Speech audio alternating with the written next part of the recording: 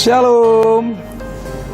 Sukacita yang daripada surga menghampiri hidup kita sebagai keluarga, kebesaran dan kerajaan Allah, yang membawa damai dan sukacita bagi kita dimanapun saudaraku berada.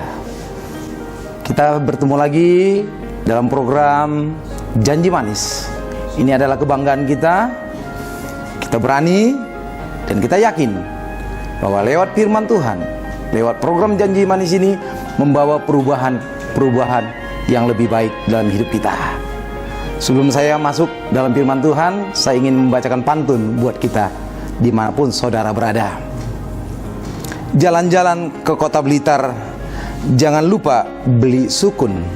Jika saudara ingin pintar, belajarlah dengan tekun. Berbahasa perlu menggunakan lidah, berbicara perlu menggunakan bibir. Mencari ilmu janganlah lelah, itu kewajiban semenjak lahir. Burung dara, burung merpati, terbang ke awan, jauh melayang. Jika ingin terhibur hati, ingatlah Tuhan Maha Penyayang. Buat apa punya mobil Daihatsu TAF kalau tidak pintar memelihara? Buat apa punya Alkitab kalau tidak pernah dibaca? Untuk saat ini saya mengajak Bapak Ibu, saudaraku yang ada dimanapun berada, buka Alkitabmu dan kita belajar sama-sama pada saat ini. Firman Tuhan yang diambil dari Yohanes 7 ayat 38. Yohanes 7 ayat 38. Beginilah firman Tuhan. Barang siapa percaya kepadaku, seperti yang dikatakan oleh kitab suci, dari dalam hatinya akan mengalir aliran air hidup. Dari dalam hatinya akan mengalir aliran air hidup. Tema kita saat ini, saudaraku yang dikasihi dan dicintai oleh Tuhan Yesus, ialah kita adalah aliran air bagi dunia. Kita adalah aliran air bagi dunia, bukan hanya pribadi, bukan hanya untuk keluarga, bagi dunia. Kita adalah aliran air bagi dunia. Kita ingat, dan saya percaya Bapak Ibu dimanapun berada ingat, pada tahun 1980 sampai 1990, ya, kita Indonesia masih kebutuhan air bersih, ya, termasuk dalam kota-kota besar, ya, termasuk Jakarta, Tanjung Priuk, Jogja, Gunung Kidul, Kupang, Pekanbaru, Medan, daerah Belawan, dan daerah-daerah kota yang lain sangat membutuhkan, bahkan kekurangan air bersih untuk kehidupan masyarakat pada saat itu. Ini adalah permasalahan yang sangat serius pada saat pemerintahan. Pemerintah kita pada saat itu masih mengalami persoalan untuk menyediakan air bersih dalam kehidupan masyarakat. Kita mengetahui bahwa air bersih adalah suatu kebutuhan pokok untuk manusia, untuk makhluk hidup, bahkan untuk tumbuh-tumbuhan dan binatang membutuhkan air yang namanya air bersih. Setiap manusia per hari membutuhkan air 1-7 liter dalam hidupnya. Kenapa? Karena tubuh kita mengandung air 1-7 liter setiap hari. Manusia membutuhkan air, apalagi yang terutama yang hobi olahraga, ya, lebih dari itu. Supaya apa? Jangan merasa atau terdapat dalam dirinya dehidrasi dalam tubuhnya karena kekurangan air. Dalam tubuh manusia, survei membuktikan 65% sampai 70% terdiri adalah air. Dalam tubuh manusia, 60 sampai 75% adalah air, kandungan air dalam tubuhnya. Bahkan dalam darah manusia termasuk juga ada air. Air itu kalau kita bahasa kimianya adalah H2O. Ada oksigen dan ada hidrogen. Mari Bapak Ibu, kita manusia membutuhkan air. Kandungan-kandungan air dalam tubuh kita sangat-sangat dibutuhkan. Saya sedikit belajar Bapak Ibu, saudaraku yang kasih dalam nama Yesus. Kenapa firman Tuhan mengajarkan manusia atau kita menjadi aliran air? Saya sedikit belajar, ada beberapa poin air dalam hidup kita, terutama yang dalam tubuh kita. Ada yang disebut dengan air mata, ada yang disebut dengan air keringat, ada yang disebut dengan air seni atau air liur, ada juga yang disebut dengan air ketuban. Itu dalam tubuh manusia. Di luar tubuh manusia ada yang namanya disebut dengan air hujan, ada yang disebut dengan air asin atau air laut, ada yang disebut dengan air sungai atau air danau atau air tawar, ada juga disebut dengan air tanah.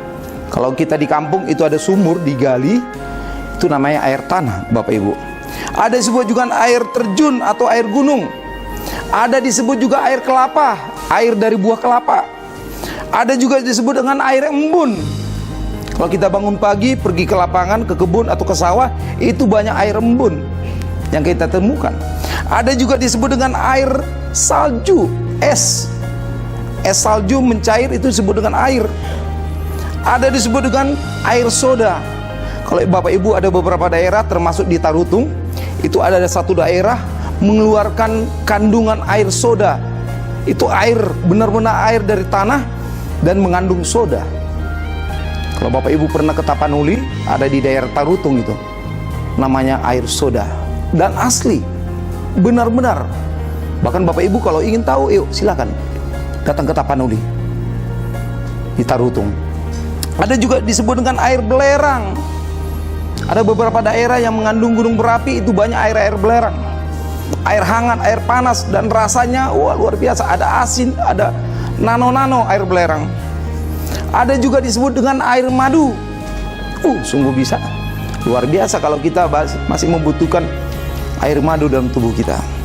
Ada juga yang disebut dengan air infus.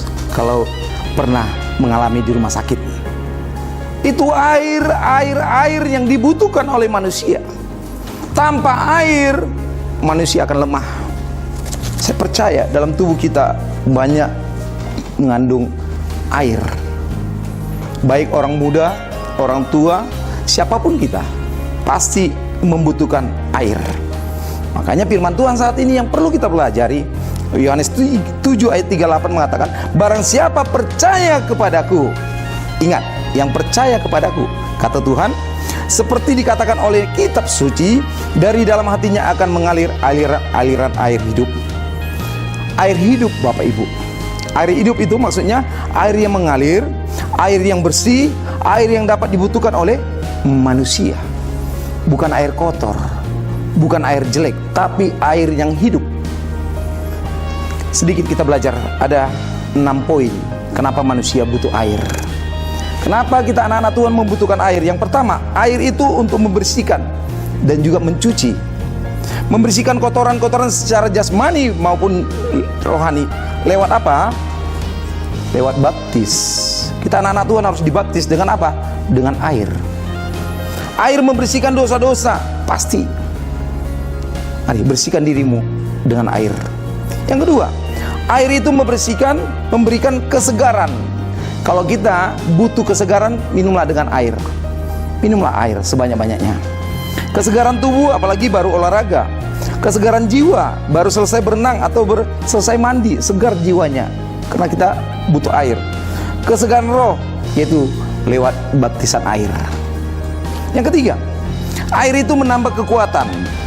Ya, kalau kita Bapak Ibu mengalami pernah rawat inap di rumah sakit, pasti setiap rumah sakit, perawat atau dokter, kita dianjurkan untuk diinfus. Kenapa? Karena infus itu menambah kekuatan bagi kita. Apalagi kalau kita sering penggemar teh atau kopi, air tambah gula, tambah teh atau tambah kopi, oh luar biasa, segar sekali kalau kita minum air teh dan air kopi bagi penggemar. Yang keempat, air itu adalah obat Bapak Ibu. Obat bagi kita, karena dalam kandungan air ada sebut dengan H2O. Supaya awet muda, saya pernah membaca buku bagaimana kita supaya awet muda, banyak-banyak minum air. Air bersih, air putih. Air mengandung oksigen.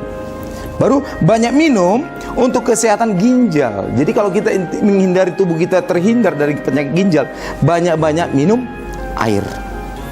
Banyak-banyak minum air untuk sirkulasi darah kita. Jadi kalau kita ingin sirkulasi darah kita bersih, banyak-banyak minum air. Yang poin kelima, kenapa manusia membutuhkan air? Air itu kebutuhan pokok atau utama. Ya, kita tahu padi di sawah pasti membutuhkan air. Tanam-tanaman, bunga, kembang, apapun itu pasti membutuhkan air.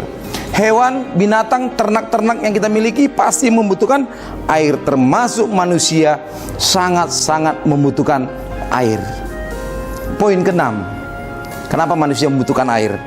Air itu adalah bisa memadamkan kebakaran. Jadi kalau ada terjadi kebakaran, jangan cari yang lain. Carilah air sebanyak-banyaknya untuk memadamkan kebakaran.